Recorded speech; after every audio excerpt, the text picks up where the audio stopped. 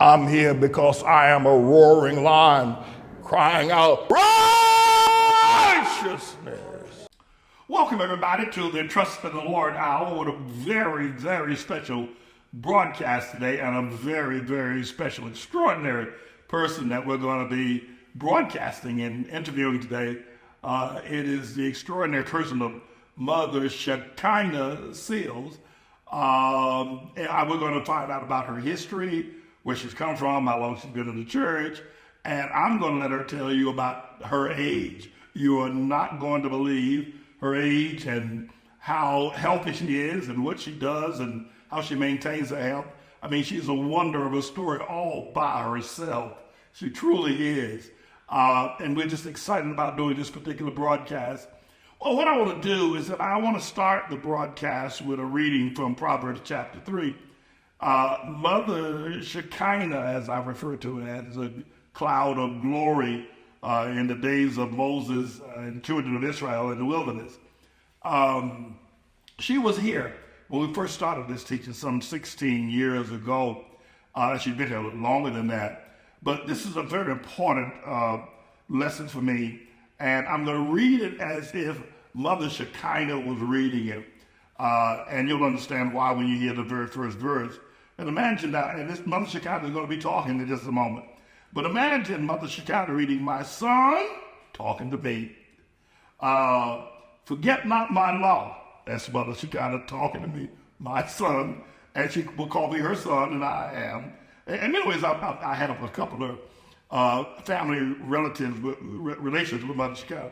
In one way, I'm my son, but another way, I'm a father as well, in terms of our relationship. But okay, let's get started.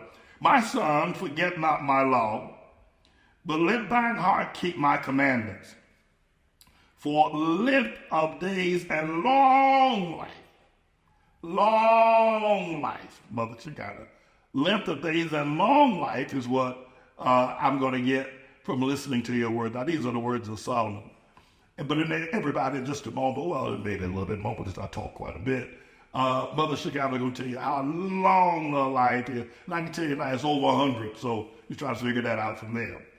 But at any rate, Mother Shekinah will say to me, "Pastor Manning, my son, if you keep my commandments, for length of days and long life, and peace shall they add to thee.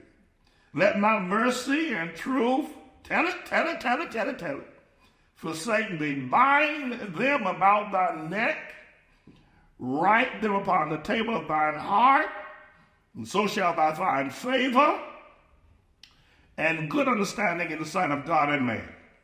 My son," Mother Shekinah would say, "trust in the Lord with all thine heart. Lay not unto thine own understanding. In all thy ways acknowledge him, and he shall direct your paths." So, Mother Shekinah, let's get started with just the first question. How old are you? And by the way, I've heard it's not polite to ask women their age. I've heard that. But how old are you? I'm 103 years old. 103. Now, not only is that extraordinary, but could you tell us when you were born? What's your birth? What was the day you were born on? I was born on Sunday morning, July 4th, 1920. Were there fireworks when you were born on July 4th? The celebration of America I was so far out in the country, we rarely heard fireworks. I think we only heard them at Christmas time. Oh. Were you born in a hospital or you were born with a midwife? I was born before with a midwife, I think. Okay. I never talked to or asked my mother or any relatives about it, but I did have two aunts. My father's oldest brother, right, Uncle Milton, his wife was a nurse. Okay. And she always wore nurses' uniforms to church and everything. She took care of sick people and helped with sick people. So I assumed you're talking house, and I remember when my brother was born at the house. Well, he's younger than you, right? Yeah. And then I was born the same way with her. Well, tell me, Where were you born? What city and what state were you born in? That was Georgia, The state of Georgia. Burke County, Georgia. Is that something? That Augusta is just north of Burke. We were in near Waynesboro, Georgia, which was the Burke County seat. Waynesboro. Don't they have a lot of furniture plants or something there at Waynesboro? They manufacture. No, it was the bird dog country. Okay, bird They dogs. trained bird dogs. Oh, okay. And there was lots of cotton to pick. Oh, goodness. We're going to get to that, too. Let me ask you something. So where did you first go to school at? What school do you... And I went to a country school. We were 9 miles out in the country from Waynesboro, the county seat. Right. So, and of course, the only transportation we had were if your father could afford it, is a buggy. A mule and buggy. And my father couldn't afford a buggy because it was his second marriage. He had lost his first wife. Really? And my father lost her first husband in the flu epidemic of 1917. Okay. I don't know. That was a Spanish flu. When my father's wife passed, but she passed in after the birth of her fourth child. Okay. All right. The fourth child lived, but my mother's fourth child died. So they moved in the house. So how'd you get? Did y'all walk to school? You took a buggy to school? How'd you get there? It was a country school, I think. Well, it was just one room country school with a big pot-belly stove. And let all of us kids sit on the front row. Baby, so I was going to go to keep. Yeah. Now you sit on the front row of the church. And I'm the fireman. At any rate, rather than go through. So I've been at one time after my father died, we were attending school at a church because we had to move. Tell me about your father. I mean, what kind of man was he? Was he a stern man? Was he, he's a farmer, I guess.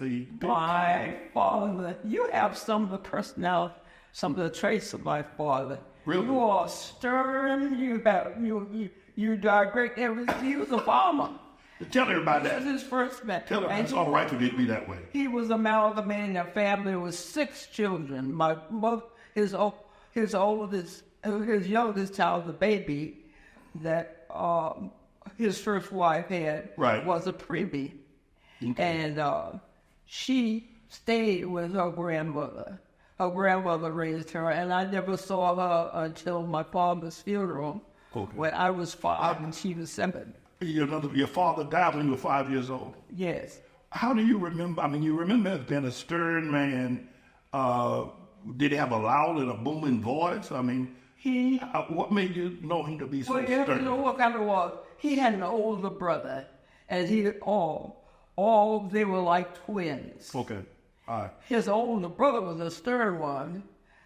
My father was stern, but he always had a smile and a loving way about it. What did he die from? I mean, the 5 years old, he must have... He and his brother worked together on the farms. Okay. His brother was more stable. He had one wife and 7 children. One died, and I didn't know him. But he had there were 3 other brothers. He told them if they would come to the country to get a farm, he can they got a farm. Right.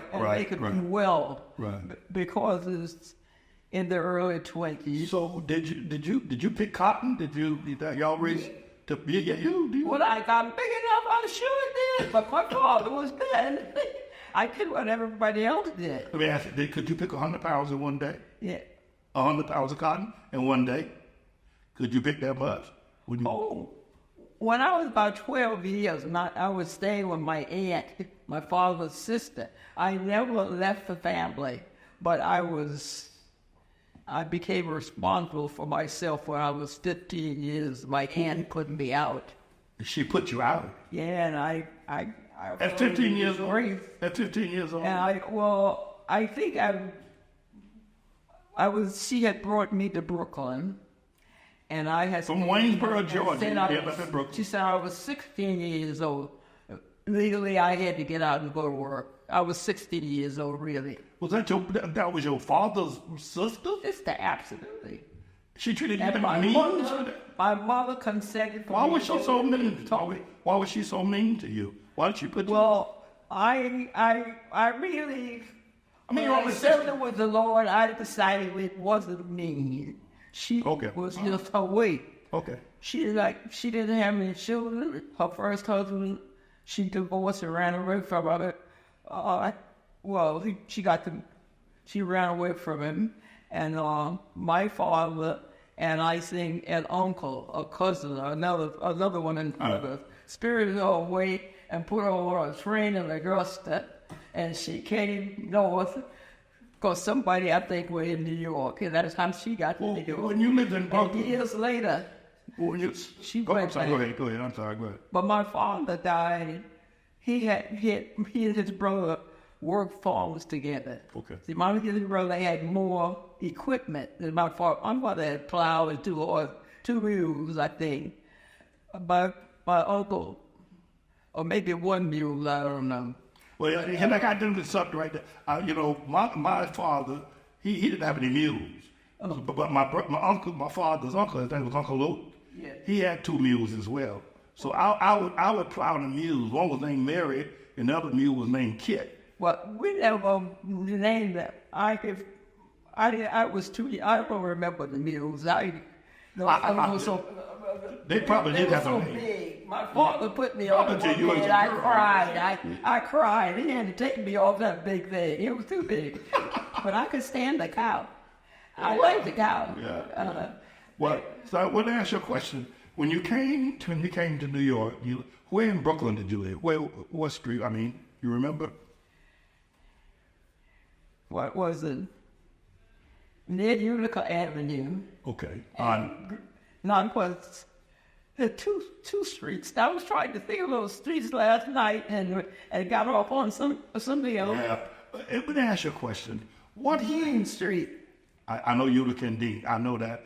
That's not It Dean. was Dean Pacific Street. Yeah, Dean, Pacific, Atlantic Avenue. And I was Perkins near, Street. and we were near,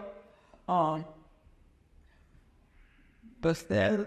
No, it wasn't Bethesda. There was a hospital there, right? No, there's a church. Oh, okay. All right. Okay. All right. Oh, I'm looking at the name of the church, and I know it's about saying it out there. Let me ask you a question. You are 103 years old. In a couple of months, you're going to be 100. 104. You're going to be 104. What does that feel like? There's very few people ever been where you are in terms of your age. What does that feel like? Well, first of all, I was sickly as a child, and I remember having chills and fevers and getting up when they were sick on the breakfast. Sometimes I would get out of bed, but if I didn't get out before, they would leave me alone. And I was sickly for about 2 weeks in the summer. I had chills and fever. Okay. And I would go to bed, and I don't know, they didn't have doctors, but they gave me quinine. Yeah, a lot of people. I didn't know those. And I would just go back to sleep, and they'd all be going out in the field someplace. Let me ask you another question. Now, you're 103. You told me that you drove all the way out to the Yosemite National Park, you and some friends in a car. Is that right? Oh, yes. You know what I mean? That was in New York. Oh, no, I was working then. It was beyond college. Okay, it's after college. I was over. I was in my apartment at that time, so that was Now, after 1965, after 1965. you went to Howard University, is that right? Yes. And you also went to Tuskegee. Is that right? Well, I had a cousin, Olive. All right. My uncle Milton, my father's oldest brother, Right. who we lived with. They worked together all the time. Because, we got Booker T. Washington, his picture behind you. Right now, we're hanging in the hallway. Booker T. Washington was one of my favorites. So you went to Howard. Did you have any contact with Thurgood Marshall at the time you were there? Or what was it like living in his We knew era? all about them because my father had Up From Slavery, a little book. Yes, In book the in house, Washington, yeah. in the Bible. Up to Slavery. Those are the two books that I remember. And Those then two books I that, read that it. launched my life, Up From Slavery in the Bible. Yes, and he wrote. And we knew all about Tuskegee. We were near Boggs the Candidate. That was a black school that Christian had Right. ran. And if your father was just clever enough, he would send you there work. Well, how did you My get father- how did you get into Howard? How did you get into that school? Well, I never had it. My father taught me to read, right? Okay. He was my favorite person. All the Too time. bad he died. Every- Too bad he died at They tell me the only time he ever spanked me was when I was a baby. He spoiled me, so in the morning I'd wake up before everybody else did and go and get out of bed with my mother's father. And one day I got in bed between them. They put me in bed between them, and I'd go to I see you still loving greatly. She don't said you? I would him. She said I would him. To You me, what? up to spank me and threw him You should have. That was the right thing to do. and that's the only, and I didn't remember that, so I never had to forgive him for that. I wonder why he did it. But you love him still, even to this very day. But My father was a very strict, authoritarian I man. think- He followed his brother, Uncle Milton, and nobody liked Uncle Milton very much. They respected him, but they didn't like him. I think that He was church clear, and he taught himself to read. Oh, by the way, my grandfather was mulatto. His father, my great-grandfather, was Irish, on my father's side. Okay. I never found out too much about my mother, but I think my mother was born out of wedlock. Okay. But my father, my grandfather, Did you go in? I think I remember seeing him come into the house. You mean your Irish mulatto grandfather? He was a mulatto. Okay. My grandfather was. Right. And his children, my great-grandfather was the mulatto. Okay. My grandfather was his son. He was the one I remember seeing. He would come to our house in a black suit, riding a horse, sometimes a horse and buggy, and he lived alone. And Well, if he had a horse and a buggy, that means he had some money. I mean, some income, some influence. I think he rented a buggy for the day. Oh, he was going to tell. Because my father would have a buggy sometimes, and sometimes he wouldn't. Because he had so many children, he had, when we went to church, he had to carry the wagon and put all the 6 kids in from their previous marriage. Right. And me and my mother and the baby, and my sister and the baby would ride in the buggy. How did you end up in New Rochelle? Because you lived in Brooklyn. Oh man, my aunt put me out somehow for some reason. Now you're 16 years old, right? 16. 16, I yeah. was 16 years. I'm not shocked. 15. Just before I was 17. 15. But anyway, I was more than 16 when I went to, I think, when I was looking at the record the other day. I still have it in the house. I had an uncle, a cousin, who had run away from home because of some trouble early on. Right. It was Uncle Willie. Uncle Willie was these guys who he wouldn't get his hands dirty for anything. Uncle Green was also in town. I remember those times. And they wouldn't come out of the country and get in their farm places. Well, one of them had a lot of children, but the other one didn't have any children at all. Aunt Nitty, so she did some kind of work. I don't know what kind of work. Oh, Uncle Willie, and he was a handsome dude. I'm gonna make a special clip of that. And you said he's a handsome dude and 103 years old talking that kind of talk. I'm gonna make a special clip of that. But what I can see. Uncle Willie. Okay. All right. Anyway. Let me ask one other question. Now, how did you go to Howard? Columbia University. Well, they were always talking into the minister. That one time a month, he came to preach at our church, and the one time If we're talking about Columbia University? they came from Savannah. They'd come and spend Saturday night with one of the deacons, some of our officials, and sleep overnight in the next house, and do the services the next day. Okay. And sometimes but most of the time, if they brought a wife or somebody else, they would come up. They would ride up, or somebody else would. Pardon me, excuse me. But this happened in my mother's church and my father's. So we would alternate sometimes. Because one had services on the first Sunday and the other one had services on the second. Yeah. And they were only about a mile and a half or 3 miles apart anyway. Yeah. And we lived in between or somewhere around the edges. Yeah. But, so you were singing on the choir when you were in Brooklyn?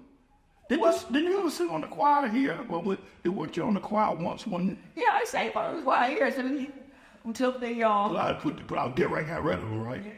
Yeah. That's what I did. You weren't allowed to breathe on the voice anymore. Well, I think that one of the things that maybe you find an enduring quality about me is that I'm stirring like your father, Yeah. But people who... Well, you are wonderful. You're the best father figure we have. That's Amen. Amen. But the other one is invincible. You're right about that.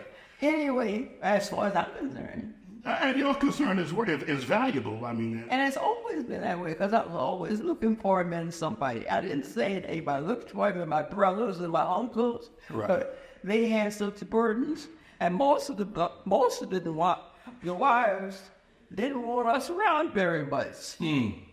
Around your brothers? Aunts. Okay. The original aunts, my Uncle Milton's wife, his name was Annie. And their sister, older sister, her name was Hattie. Was your father, was he a tall man or what was it, medium build? He was about 5'10". Okay, that's at the average. It's about average, yeah. Well, my Uncle Milton might have been the same, a little less, stocky. Okay. Because they always working it. And they made wheels. My Uncle Milton had a bat like this. Right. They would, you ever have one of these grinders that grind the sugar from the sugar cane? Right. And put it in this bat and then boil it down to syrup. We made syrup. He made syrup. And he would other people would come to use his bat. And during the time of the year when they were making syrup, he'd make schedules for them to come in appointments.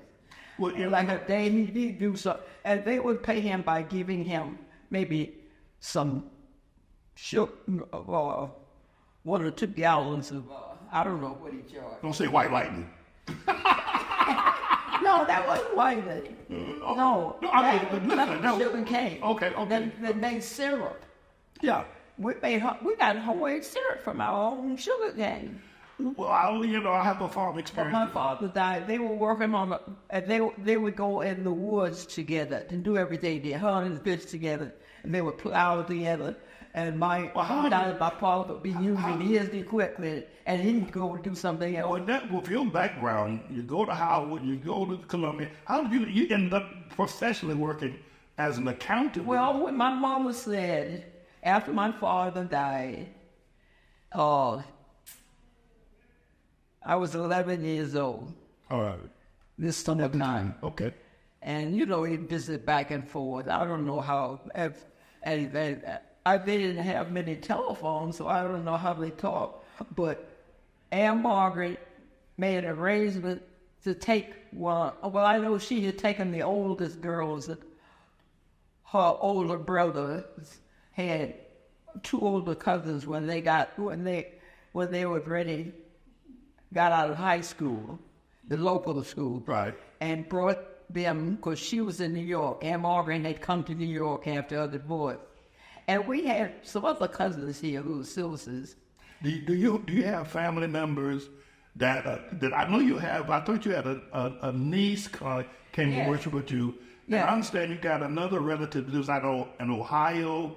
That's that same Reeve Chip. Oh, she's, I talked to her. I got to call her now because her husband probably just came from, she married a fellow in, Norway, Sweden. They have a little boy, and the daughter has come. Okay. Because they're closing the house in Cleveland. But my niece, she's the one I'm closest to. Okay. She's my father's youngest daughter, that Prairie. Right. She was her daughter. Oh, okay. And I think we met her. I met her, right? And Bonnie, her name was Bonita Lauren. She might have called up here once. She was the one who called the police because they couldn't get me on the phone. I was rambling around something. We only have just a couple more minutes left. Oh. So why don't you tell me, what's your favorite hymn from, in the church, whether it's the At the Cross and There Is a Fountain. Amazing. I have no favorites. I like everything. Okay. All right. And but I think about the ones that say you stand up there. I see you dancing too much. Listen, I need to tell everybody that 103 years, you still got a groove. You still got a groove. You still dance. Well, I'm not gonna show it to people. I never wanted to be old. Praise the Lord for more blessings. So thank you. I hope y'all heard that. First time I heard about Methuselah, I want to know what happened to his wife. That's a great question. That's a great question. How many wives did he have? I don't know. What he did. And I'm trying to find out what else he did, but we're glad we have God's blessings. We only have a minute left. What would you want to say, because you've gone through a time of no telephone, no television, to the iPhone? What would you want to say to this generation? What word would you like to, and we can do another broadcast, I'm enjoying it. I like this a lot. Yeah. And I'll do another one, but for this one, what would be your final words to this generation of people? What would you want to say to them, to tell people? To my father? No. To these young people today, all the young people. You see all the young people in the church, the Vestals that sit with you. What would you want to say to the Vestals today? Hang on to Pastor Manny with all your might. All right. That's you know what I did? When I came to Washington, D.C. at 14 years old, they were talking about God and everybody was a better Christian than I was. All I did was go to church. I sat up and looked at those people, and when they brought this box down in the shape of the church to put all the tithes in. Right. I knew about tithes. 2 or 3 at the most old ladies were worse than I was walking, come up the step would hobble down there and clinks them a few coins in that box. Right. And that was all. I said, well, that's why colored people are so bad off. They don't Got that right. And listen, everyone. Listen, thank you so very much, Mother Shekinah. I want to do a couple more of these. It took us some time to set all this up, but we're going to. I've really enjoyed talking to you. You're just a marvel at your age, and you gotta take the Bible. They gotta take the Bible seriously. They buy it. Well, first of all, if it's the last dime you got, and then they ask for money, give it to them and walk home. That's a great. Give them walk home. Give the last dime and walk home. I was driving a car, and I didn't know I was going to. I'm fascinated at how they used to drive. I could tell you some stories. Well, next time we get together, I'm going to hear about your driving the Yosemite, driving cross country. I want to hear about that, but our time is up, everybody. So thank God for the opportunity to have shared this today. We pray some blessing to you. Mother Shekinah is just one of many of the mothers we have in our church. She's the oldest, obviously, and just a great spirit. I'm going to do this again. You just got to hear more. She's got 1,000 more stories she got to tell. But for the time being, thank you so very much for listening to this extraordinary woman, an extraordinary life that she has, and what she means and brings to this church. Praise God and peace out.